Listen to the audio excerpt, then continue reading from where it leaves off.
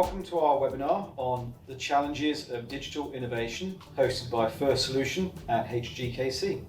My name is Tom Henson. I'm the Managing Director of First Solution. We're a managed services provider in Cheltenham, servicing customers across the UK, helping them with their digital innovation challenges, as well as providing IT support and solutions. I'm Christopher Shanks, Head of Technology at First Digital, and it's my role to help businesses identify those challenges of digital innovation and overcome them with hopefully quite innovative solutions. And I'm Peter Quintana from hgkc. We're a management consultancy. We work with predominantly small business owners and leaders, helping them through their challenges to achieve their growth ambitions.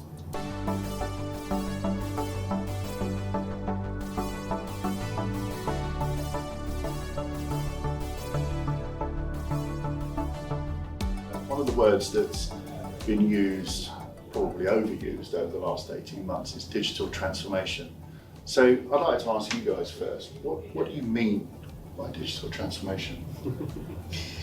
I mean, the word digital transformation is a bit of a swear word really in the office. It's become overused and not necessarily related back to benefits of the business. But I think underneath that is really there's been a change and a shift in technology that is bringing an ability to businesses that wasn't there previously to use technology, to leverage technology to allow them to work smarter, more efficiently, grow without adding so many staff, become more profitable, provide better services to customers, innovate their own products and offerings to customers. Yeah, and I think the issue I have with the term digital transformation, Peter, is it comes from a previous experience and vision of people thinking that computers and robots are going to take away their jobs. It was ever thus, I think. Absolutely. You know, warehousing now can be a plethora of technology usages to be more efficient, but still relies on people. So I think if you think back to people saying they would digitally transform warehousing and manufacturing, they often assumed that it would be more robots, less people, and I think that's where the hesitance comes, and it can mean anything. And I think when we talk about digital transformation, we like to tend to lean on more of innovation to fix a problem and innovative solutions. And so I guess that really comes down to, much like how do you define digital transformation, how do you define innovation? Well, I think for us, innovation is something new that creates value. Yes. It's not, and that it broadens the scope of innovation beyond the realms just of technology. But I mean, we're going to be talking about digital here, but for us, it's the creation of value. Yes. If it hasn't created value, it's not an innovation; it's an idea. I think that's quite an interesting distinction. Do you think that the creation of value can be more than just financial? It could be value within the workforce, it could be value in customer service or how your business appears on the outside, rather than kind of the go-to metric that everyone uses, which is cash flow, return on investment, profitability. I think absolutely. I think you can innovate to improve your reputation. Yeah, absolutely. You can innovate across all realms, all aspects of business. The way you recruit, the way you meet, the way you talk to each other, everything can be innovated, and we've seen an awful lot of that over the last year and a half.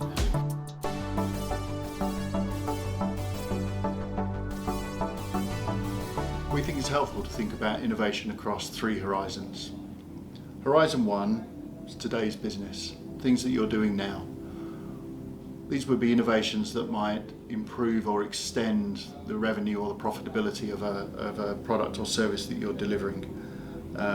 Might be improving processes. Typically these are delivered over the next 18 months or so. Horizon 2 is about nurturing emerging businesses, emerging products or services, taking what you already have, extending it into new areas of revenue driving activity. This could be launching new products, expanding your business geographically or into new markets, and these typically are delivered over the next 1 to 3 years. Horizon 3, this is creating genuinely new business.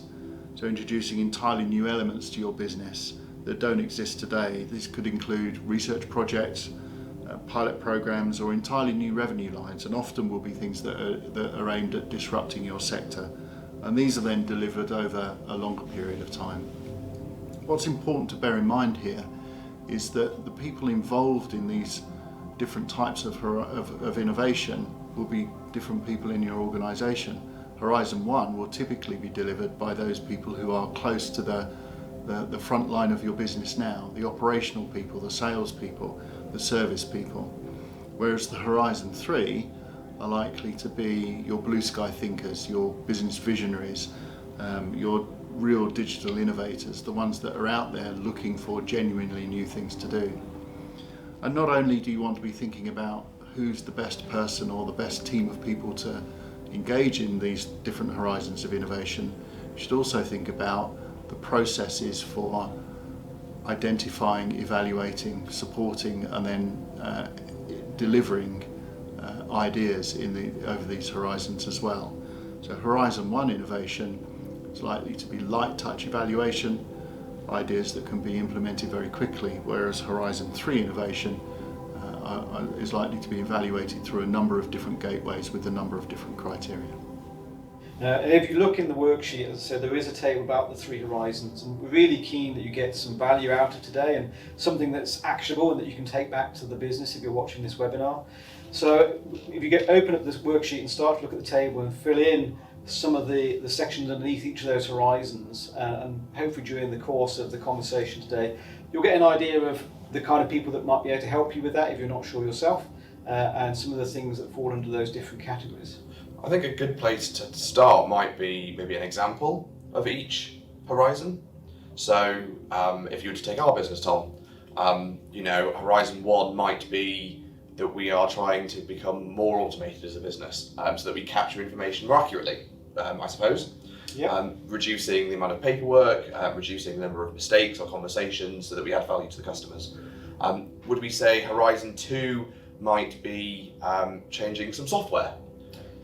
Yeah, so Horizon 2 might be introducing a new product or service. So at the moment we're heavily focused on Microsoft as a platform, but maybe if we're going to introduce Amazon or Google as a platform alongside Microsoft, that is not evolving what we're already doing and doing other things with Microsoft. That's bringing in a new product line, a new service completely. So that'd be Horizon 2.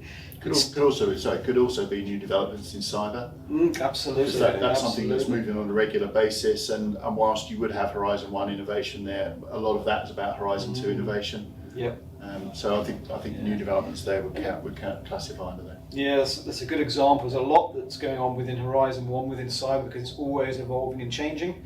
Within Horizon 2, there's often new products and services, and there's things that we are building ourselves here, which we're bringing to the market over the next 12 months. But then there are things where we partner with people, but we could maybe choose to bring those in-house. So I'm thinking of, for example, of ISO compliance is something that we don't currently do as a technology company, but actually we're moving quickly towards a position. We already advise and guide people through the process. But that might actually become an offering, and that would be more of a Horizon 3 thing 2 or 3 years down the line. I mean, to me, the ultimate Horizon 3 idea would be a ticketless help desk. Wow. Why not rip up the rule book and blue sky thinking, use technology to challenge how people think a support desk would be? Yeah, and we've seen that kind of started really. We have. It is Horizon 3 to think that way, and I think that's the thing about you kind of having this down on paper, putting this down on paper, you start to think in a slightly different way and think what the art of the possible, and actually sometimes you realise the art of the possible is not that far away. Yeah, I mean for us, Horizon 1, well, certainly over the last 18 months, Horizon 1 has been using a lot of these remote communication technologies. So we thought before lockdown that we could only deliver face-to-face with our clients, and we don't do that anymore. That doesn't mean we won't go back to doing that. We'll go back to some hybrid way, but we use tools like Mural, Teams for communications now, which we hadn't really explored beforehand. Horizon 2 for us typically is new products that we come across that aren't necessarily ours. So I'm at the moment researching something called a market opportunity navigator. this is one of those maps that sits around Business Model Canvas, and is very good for businesses that are looking for new market opportunities, and how to identify them, evaluate them, and then put what they call an agile focused plan strategy to be able to act on them. So that's, for us, will be Horizon 2, new products and services that aren't necessarily ours but are out there that we discover as part of the research that we do. And then Horizon 3 will be looking at completely new ways of interacting with clients. There's a lot in the consultancy world about how do we share knowledge, how do we provide knowledge for clients without having to engage them and ask them to pay for that knowledge. Because the role of the consultant obviously often is interpreting what somebody else has done and providing it back in a training or a mentoring way. And there are firms out there that will make a lot of money from doing that. So wouldn't it be great if you could provide a repository that allowed people almost to find what they need? And there's always a diagnostic and problem identification phase for work, but wouldn't it be great if I could go to a client and have a conversation with them and say, okay, these are the things you need, jump into our repository, you'll find them in there. If you need help with implementing, that's different, then you can buy my time. That to me, I think will be quite disruptive in the consultancy sector. To me, that would be around Horizon 3. And so I think it's probably, using the examples we've just been through, a really good place to start is to think about existing projects. So things that naturally we have going on, things that you might have going on in your own business that you're aware of. Start to understand the impact of those projects, start to classify them into the 3 horizons, because as Peter alluded to, each one needs different people involved, maybe looked at in a different way, has different measures of success that are all detailed in the table.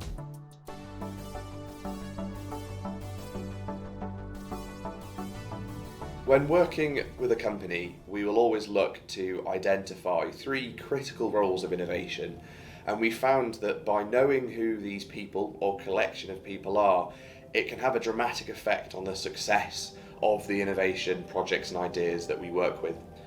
The first person we would look to find is someone we like to call the digital innovator. Now, this person is perhaps the most important of the 3 because they are the person that is going to be the champion of the innovation and ideas throughout the business. It's that person that is the go-to in the office to organise an event, a project, a task, someone that is happy to take ownership of that and really wants to see it from start to end and see it succeed, but knows that it might fail along the way. It's maybe someone that has a better relationship with most of the staff or the office, so they're comfortable having conversations and trying to get people's opinions and feedback. They would want to champion change and work with us as consultants to see that happen, and they tend to be the kind of guiding light of innovation throughout the business and really become the go-to person that we would work with. Secondly, we would look to identify someone as the business visionary. Now, this individual perhaps has more experience and has been in the sector a bit longer, maybe the business owner or someone in senior management, and this individual has an idea of where their business and where the sector may be in the next 3 to 5 years. What are the big challenging events that are coming up, and how do they feel they need to adopt their ways of working to meet not only the environment but also the customer needs in their sector? They help define the culture of the business. They are the ones that you may refer to in times of need and guidance. And we work with them because without the business visionary being involved and being on board with the change and innovation, you will find that you may struggle, come up against walls and challenges that you didn't expect. And so they really need to be there to support the digital innovator in their journey. Lastly, we would look at identifying people or individuals we call technology traditionalists. So these people are often have been with the business maybe longer than others. They like the way things are done at the moment. They've seen successes or failures happen before and are hesitant to change. They may have the mantra of, if it isn't broken, why fix it? And this often comes down to perhaps a lack of understanding, maybe a lack of desire to change, maybe a fear that change may impact negatively on that person, or the way they work, or the business that they work for. But ultimately, these people are fundamental and crucial to work with because they often have some very good ideas and objections. They can help bring the rest of the traditionalists on board, and they, once onboarded with the journey, can become very powerful people in this process. In the worksheet, there's a section again on the different personality types that we've just been talking about there. We've done a bit of a recap on some of the key traits to look for in those individuals, and it's definitely worth having a think about who falls under those different categories and start to think about who in your business you might be able to turn to and bring into those roles to begin you on this journey of digital innovation. And I think once you've identified those people, I think we're getting to the point of starting to understand how the culture of those people working together. We've talked a lot about how the business visionary defines the culture. Is it that we are innovating for profits or for customer service or appearance?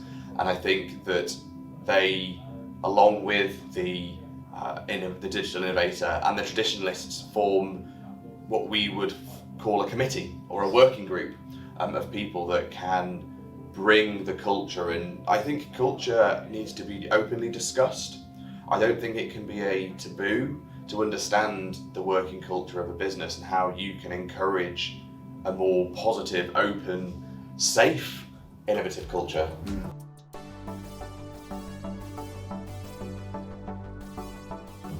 I mean, we define an innovation culture as an environment where ideas flourish, where employees feel their voices are heard, their impact is felt, and that they can make a mark. And that takes time to build that kind of, to develop that kind of culture.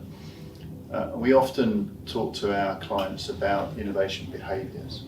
So what are the behaviours that you can encourage? Because culture is behaviours and values, effectively. And what are the values of the organisation? What are the behaviours that support those values? So if you want to be an innovative business, you've got to be thinking about what behaviours do you want to encourage in your organisation. And there are 5 that we talk regularly to our clients about. It's curiosity, so consistently searching for different and better ways to do things.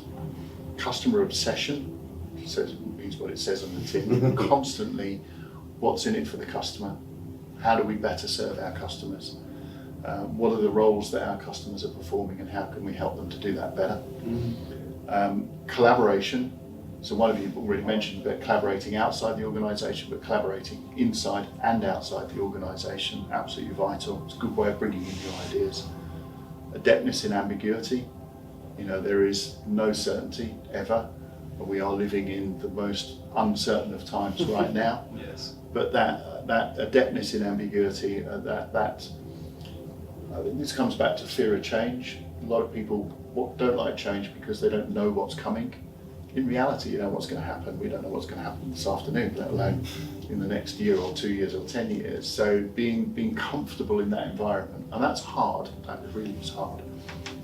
And then empowerment, so we've talked about taking away fear of failure, encouraging people to come up with ideas and test them.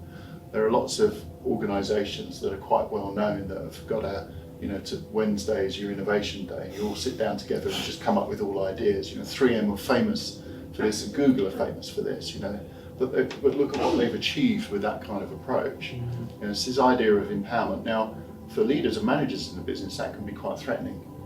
If I'm running a business and my employees are all empowered to go away and do stuff, I'm thinking, whoa, what's that?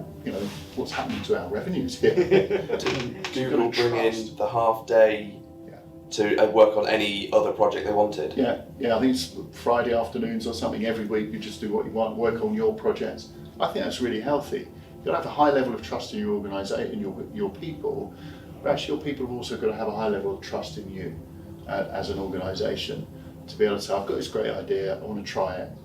Can I try it? just go and do it, just get on with it, and I think that's really important too, that there's a culture that encourages those behaviours, and those 5 behaviours in particular.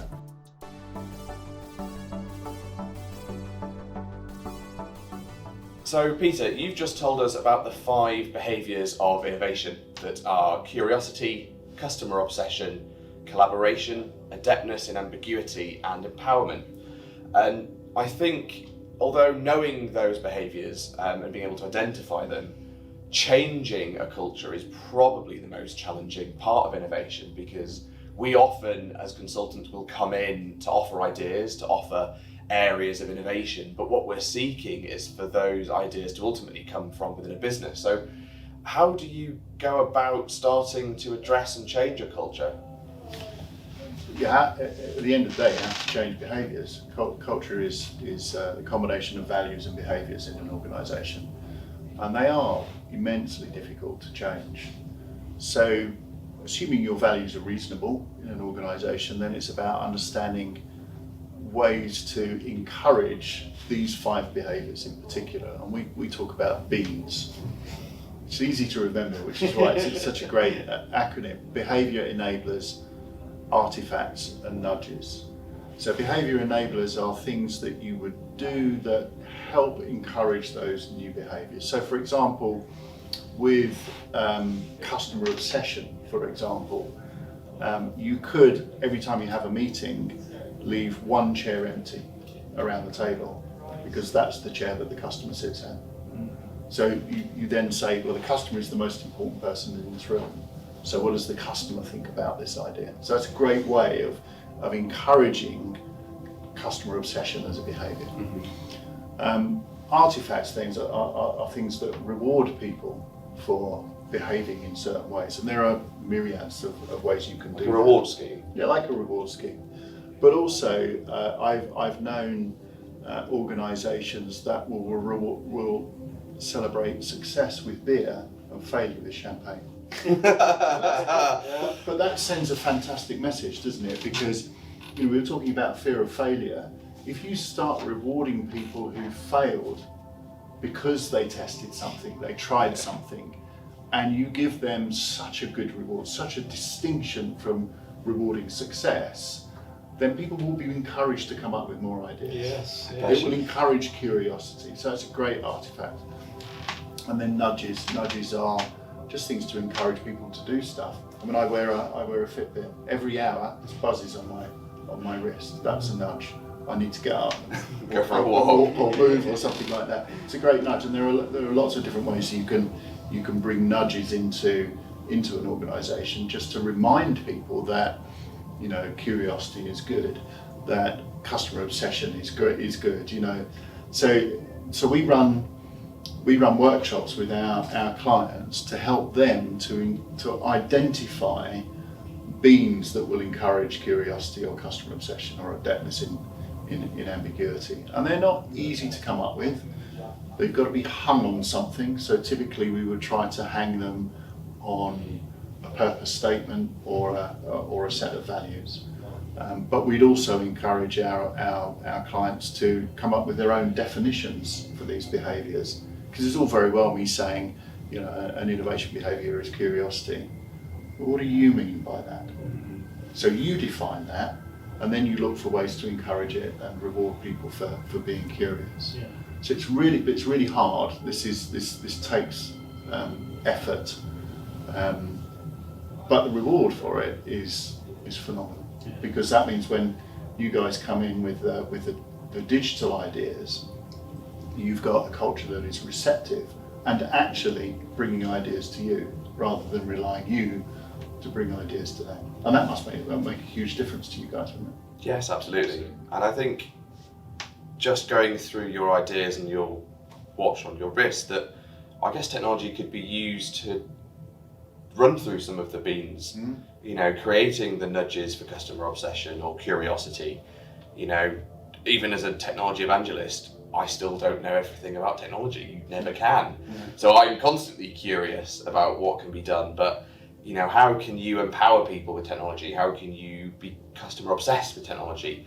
you know, we'd like to hope that collaboration with technology should be easier now, but I would look at not just the ideas, but using the technology to bring them to life as well. Yeah, I think this is where the interaction between those three roles that you were talking about before, you know, the digital innovator, the business visionary, and the technology traditionalist, if they're also adept at these behaviours and they're encouraged to develop and live those behaviours as well, then those three will provide almost the guiding light for everybody else. Yes. They'll be the example that everybody sets.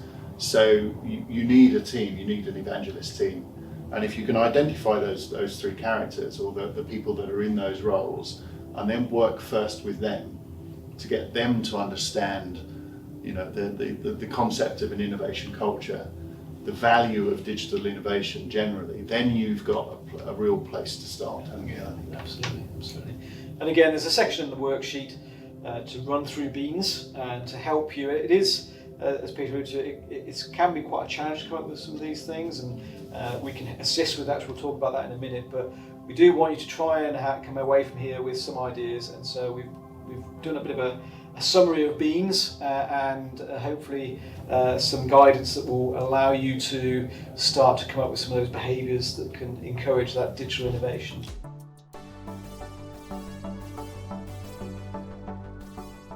I guess to wrap this up, then we're going to be talking about this workshop that we've been thinking about potentially offering to organisations that want to explore digital innovation, I should say, and explore the idea of an innovation culture. So, do you want to talk a bit more about that thinking? Yeah, I mean, I think we are very skilled at helping customers use technology, but the biggest challenge we face going into customers is the ideas, it's the culture of innovation, and that's where these things can really get slowed down and not progress as quickly as we can drive them forward with what we can do. So we've been working with hgkc to come up with a workshop, because these things do take time. It's not something that happens overnight. It's a significant change in a business behaviour, in the culture of a business. And hopefully you've got some value from the webinar today. Hopefully the worksheet has started those creative juices flowing. But really if you want to make this change and make it quickly, we can fast track that with a workshop. Normally for a kind of medium-sized company, a 2-day workshop. Would you like to talk a bit more about what that might look like, Peter? Yeah, I think duration, a day, 2 days, depending on how many people are involved. But it begins with it begins with creating shared understanding of what we're talking about. So that's why we started today with definitions. So what do we mean by innovation? What do we mean by an innovation culture? Introducing the idea of beans behind those 5 behaviours, and then working with individuals to identify what the blockers for those behaviours. Because if they can identify the blockers for those behaviours, then they can start working on beans to encourage the behaviours. It's almost like a hackathon. You were talking about a hackathon earlier. It's almost like a hackathon for your culture. So how do you hack the culture in order to change it and develop it in the way that you want to develop it? So that's where we would start. And once you've got people enthused by this, then they will start to come up with their own ideas, their own definitions of what those behaviours mean to them, and their own ways of encouraging those behaviours. And coming back to the point I was making before, clearly when you're running a beans workshop, you need to have beans in it. So if people are coming up with great beans ideas, the ones that don't get them, then you kind of vote on which ones you want to adopt in the organisation. The ones that get accepted get rewarded. The ones that didn't get accepted get rewarded more, or in a different way, because that's encouraging. So you're bringing beans into the workshop itself to encourage people to come up with beans, and then they understand how they work then, because they are living them. Yeah, absolutely. And I think the reason for our involvement with hgkc is because there's such a huge amount of potential open to business at the moment to use technology for digital innovation, and so we are part of those workshops, sitting side by side with hgkc, with yourselves, and I suppose opening up the art of the possible, looking at the ideas that are coming up and giving our view on how technology can be part of that transformation within the business, and maybe dropping in some ideas that hadn't been thought about, because people just aren't aware of what is possible with technology now, really at your fingertips. And I think it links really closely when you were talking about the challenges of Beans and Behaviours to how we work with our digital business strategy. So understanding the objectives of a business, looking at the challenges of achieving those and then coming up with solutions. Very much like understanding the behaviours that you'd like to empower people within your business, and then understanding the challenges and creating the beans to bring them to light and to bear some fruit. Yeah, I think for us also we believe innovation is the lifeblood of organisation. We believe if businesses aren't innovating, then they're not just standing still, they're actually going backwards, because the rest of the world is going forward so quickly. So for our clients, we want them to be innovating, and we want them to be innovating right across the piece. But you guys bring in the digital know-how that we don't have, and I think that's why this is such a great collaboration outside the organisation. So we are living our own behaviours here, aren't we? Absolutely. If you'd be interested in finding out more about the workshop, or just having a conversation about what either hgkc or First Solution can do to help you on your digital innovation journey, please reach out to us on the contact details below. On that note, I'd like to thank everyone for their time watching this webinar. I hope you have found it useful, and so please do get in touch if there's anything you'd like to ask. Thank you very much. Thank you, It's Peter. been really good to be here with you guys. Thank you.